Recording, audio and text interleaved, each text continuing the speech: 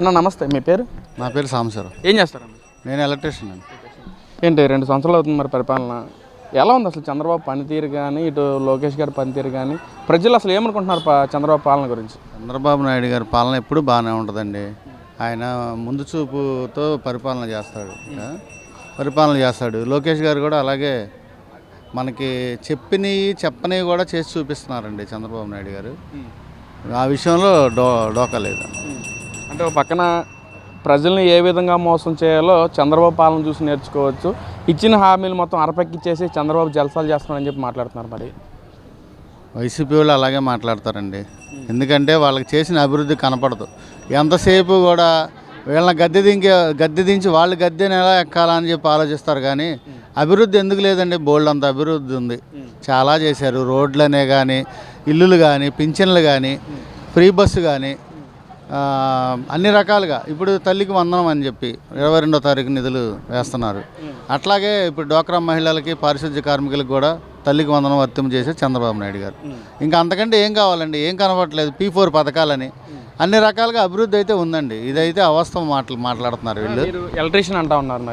మరి ఈరోజు చంద్రబాబు నాయుడు గారు అధికారంలో లేనప్పుడేమో కరెంట్ బిల్లు మొత్తం తగ్గిస్తాను అని చెప్పి మాట్లాడారు. కానీ అధికారంలోకి వచ్చిన తర్వాత బాదురే అనే కార్యక్రమంతో కరెంట్ బిల్లు మొత్తం దోచేసుకుంటున్నాడు చంద్రబాబు అని చెప్పి అంటున్నారు. దాని మీద మీ ఒపీనియన్ ఏంటి?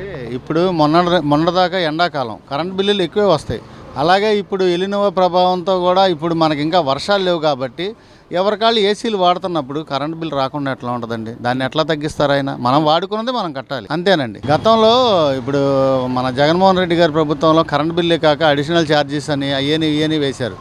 ఇప్పుడు అలాంటివి ఏం లేవు కదండి. మనం వాడుకున్న దానికే కరెంట్ బిల్ వస్తుంది. అది మనం కట్టుకోవాలి.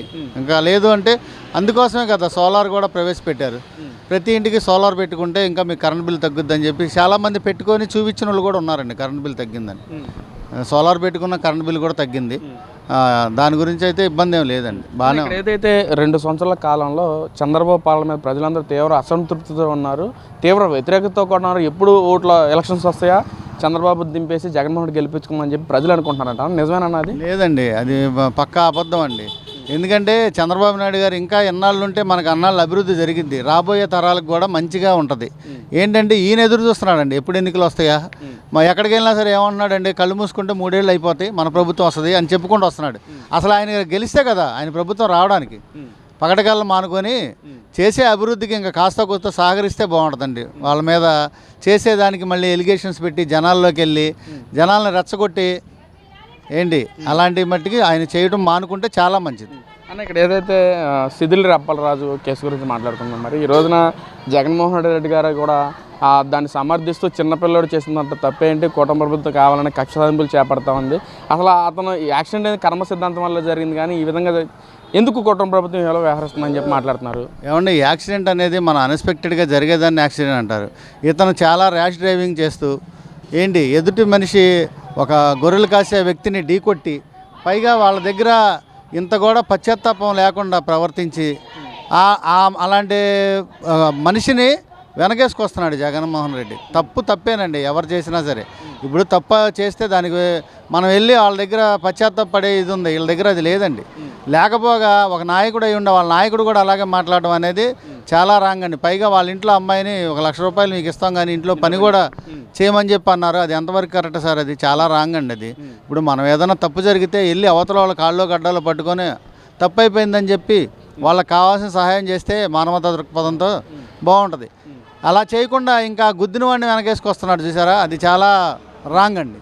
అంటే ఇక్కడ గతంలో జగన్మోహన్ రెడ్డి గారి కేసు ఏదైతే ఎయిర్పోర్ట్లో కోడికత్తి సీన్ కేసు కూడా ఇదే తరహాలో, అతని వయసు కూడా 18 సంవత్సరాల కింద చూసుకోవచ్చు మనం. మరి అప్పుడు ఆ రోజున మాట్లాడే మనిషి మరి ఈ రోజున చేసిన అతన్ని సమర్థిస్తూ ఎంతవరకు కరెక్ట్ అంటారు? చాలా రాంగ్ అండి.